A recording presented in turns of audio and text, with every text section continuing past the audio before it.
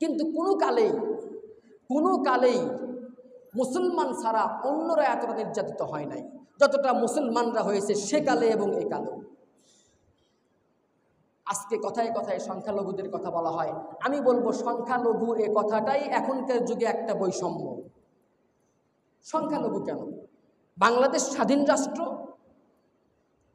এই রাষ্ট্রের যারা নাগরিক সবাই সমান নাগরিক সুবিধা ভোগ করবে, কেউ সংখ্যালঘু এখানে নয়।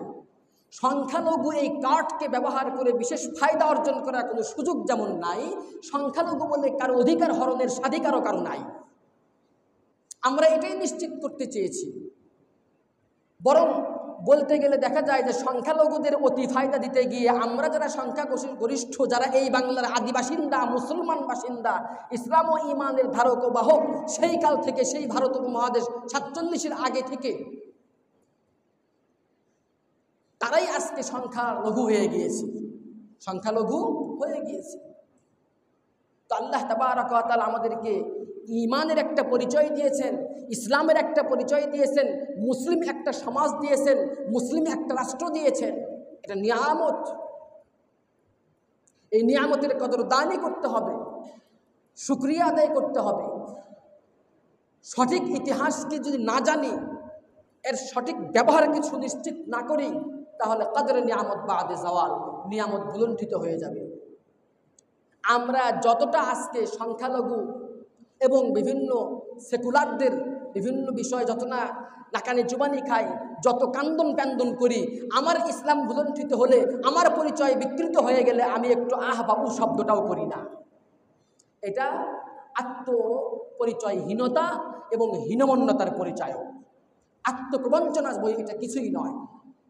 সুতরাং নতুন করে ভাববার সময় এসেছে যে আমি আমার এই আদি জায়গাতে মুসলমান পরিচয়ে মুসলিম সমাজ গঠনে অগ্রসর হব, নাকি এমনি আমার মতো করে খেয়ে পড়ে জীবন ধারণ করে মরে যাব, কোনটা? খুব জিজ্ঞাসিত একটি বিষয়, খুব জিজ্ঞাসিত একটি বিষয়। এটা কখনোই এমন ছিল না যে মুসলমানদের ঠুনকো পরিচয়। বলা হয় না যে মুসলিম না বাঙালি, আগে মুসলিম তারপরে বাঙালি। তার কারণ মুসলমান হওয়ার কারণে ৪৭ ঘটেছিল এখানে। সুতরাং আমি আগে মুসলিম, বাংলা তো ছিল, এই বাংলা তাদের পছন্দ হয় না, যার কারণে ৪৭-এ কেটিয়ে টুকরো টুকরো করে ভাগ করা হয়েছিল। সুতরাং আমরা মুসলিম, এটা মুসলমানের বাংলা। বলে হুজুর তাহলে বাকিরা কি সব জলে ভাইসে আছে? না, তারাও এখানে ওই পরিমাণ নাগরিক সুবিধা অর্জন করবে যে পরিমাণ নাগরিক সুবিধা অর্জনের দাবি এবং অধিকার আমি আপনি আমরা সকলে সংরক্ষণ করি। নতুন করে আর কোনো গেম বা কার্ড খেলতে দেওয়ার সুযোগ নাই। বিগত সময়গুলোতে সবচাইতে সংখ্যালঘুর মতো আচরণ প্রাপ্ত হয়েছে আলেম ওলামা, মুসলিম এবং ইসলাম মানা মানুষগুলো। এই সংখ্যালঘু কার্ড খেলার কারণে। কারণ আন্তর্জাতিক মহল তো এটাই চায়, আন্তর্জাতিক মহল এটাই চায় যে আর যাই কিছু হোক না কেন, ইসলাম যেন এখানে হতে না পারে, ইসলামের চর্চা যেন এখানে না হতে পারে। সব মানতে রাজি আছে, কিন্তু ইসলাম আর মুসলমানকে কোথাও মানতে রাজি নাই।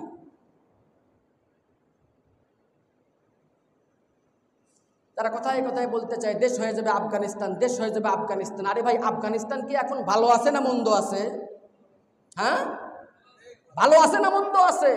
সেখানে কোরআনের শাসন কায়েম হয়েছে। আফগানিস্তানে কি কোনো সংখ্যালঘু কেউ নাই? তাদের অধিকারকে নিশ্চিত হয় নাই?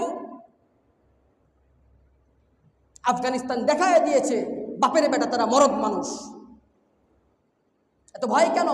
হ্যাঁ, আফগানিস্তানের মতো যদি বাংলার মুসলমানরা, সাধারণ মানুষরা নিজস্ব ধ্যানে জ্ঞানে, ঐশ্বর্যে, প্রাচুর্যে, সম্পদে যদি তারা প্রতিষ্ঠিত হতে পারে, আমাদের আঙ্গুল আর চুষবে না। তাদের ভয় হলো এটা, যার কারণে ইসলামকে দাবায় রাখো, মুসলমানদেরকে দাবায় রাখো। তার কারণ মুসলমান যদি প্রকৃত অর্থে ইসলামী চেতনায় উদ্বুদ্ধ হয়, তাহলে তার দুনিয়া এবং আখিরাত উভয় জায়গাতে সে এস্টাবলিশড হয়ে যাবে। তার মিল্ক ফ্যাক্টরি, ইন্ডাস্ট্রি, অর্থনীতি, সমাজ, সংস্কৃতি, শিল্প, বাণিজ্য যা কিছু আছে সব আল্লাহ দিয়ে দেবে। আল্লাহর ওয়াদা এটা। ওয়ালাউ আন্না আহলাল কুরআ আমানু ওয়াত্তাকাউ লাফাতাহনা আলাইহিম বারাকাতিম মিনাস সামাই ওয়াল আরদ। যদি কোনো জনপদ ঈমান গ্রহণ করে, ওয়াত্তাকাউ, আল্লাহকে ভয় করে, আল্লাহর বিধানকে প্রতিষ্ঠিত করে। লাফাতাহনা আলাইহিম বারাকাতিম মিনাস সামা ওয়াল আরদ, আসমান এবং জমিনের বরকতের দরওয়াজা আমি আল্লাহ খুলে দেব।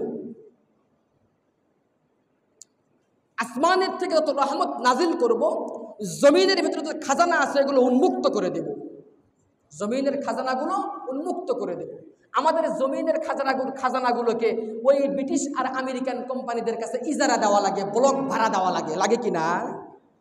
আফগানিস্তান তো ব্লক ভাড়া দেয় নাই, নিজেদের তেল নিজেরাই উত্তোলন করতেছে, খাল নিজেরাই খনন করতেছে, সেচ সুবিধা প্রদান করে কৃষিজ উন্নয়ন সাধন করতেছে, গ্যাস উৎপাদন করতেছে, দামি পাথর উৎপাদন করতেছে। পিছিয়ে আছে কোথায়? কথায় কথায় দেশ হয়ে যাবে আফগানিস্তান। দেশ আফগানিস্তান হয় হোক, দেশের মানুষের অধিকার সুনিশ্চিত হোক, ক্ষুধারে জ্বালায় কেউ না মরুক। তোমরা যে গেম আর কার্ড খেলো, এই বাংলাকে কথায় কথায় একটা বিরোধী জায়গায় নিয়ে যাও। মুসলমান এবং ইসলাম এবং আলেম ওলামা মাদ্রাসা এটা পাইলেই তোমরা এটাকে স্বাধীনতার বিরুদ্ধে লাগায় দাও, চেতনার বিরুদ্ধে লাগায় দাও, শিক্ষার বিরুদ্ধে লাগায় দাও, সংস্কৃতির বিরুদ্ধে লাগায় দাও। সংস্কৃতি, শিক্ষা, স্বাধীনতা, সচেতনতা সব খালি তোমাদের জন্যই, তোমরাই বুঝো। আল্লাহু আকবার। প্রিয় ভাইয়েরা আমার, এই কথাগুলো বললাম এই কারণে যে আমাদের জানা দরকার, সচেতন হওয়া দরকার।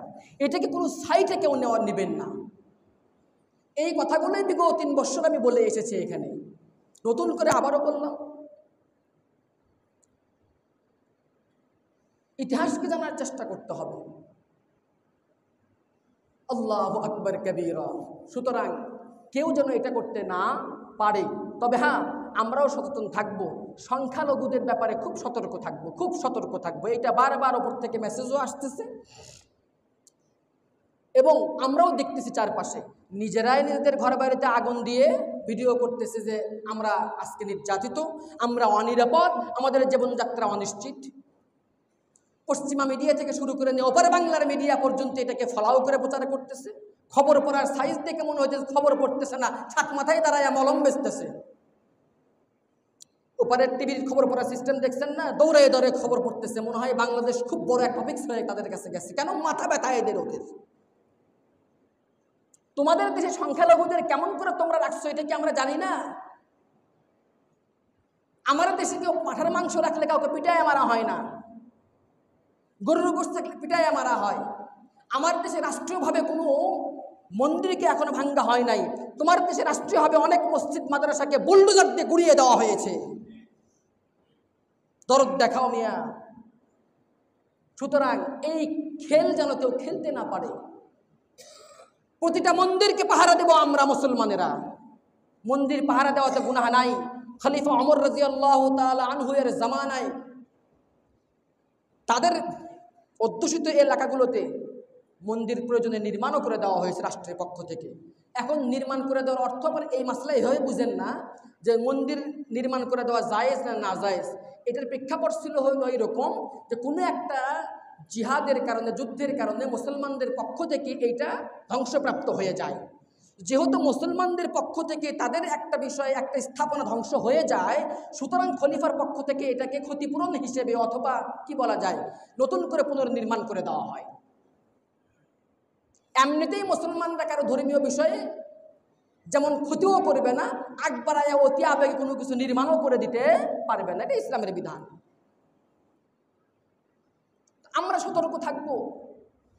নিজেরাই নিজেদের আগুন লাগায় দেবে, বাড়িতে আগুন লাগাবে, মন্দিরে আগুন লাগাবে, প্রতিমার মাথা ভাঙবে, এরপরে এটাকে ফটো সেশন করবে, ভিডিও করবে, চোখে গ্লিসারিন লাগায় কান্দাকাটি করবে, এরপরে রাষ্ট্রকে অস্থিতিশীল করবে, আন্তর্জাতিক মহলকে উদ্বিগ্ন করবে, করে দেখো এই যে মুসলমানরা, এই যে হুজুররা, এই যে মাদ্রাসা ছাত্ররা, এই যে আলেম ওলামারা, এগুলোকে যদি ক্ষমতা দেওয়া হয়, এরা যদি রাষ্ট্রের ক্ষমতায় আসে, এরা যদি রাস্তায় নেমে আসে, তাহলে দুনিয়া তার কেউ বেঁচে থাকবে না। তারা এটা প্রমাণ করবে। আমরা এই সুযোগ আর দিতে চাই না, এই সুযোগ আর দিতে চাই।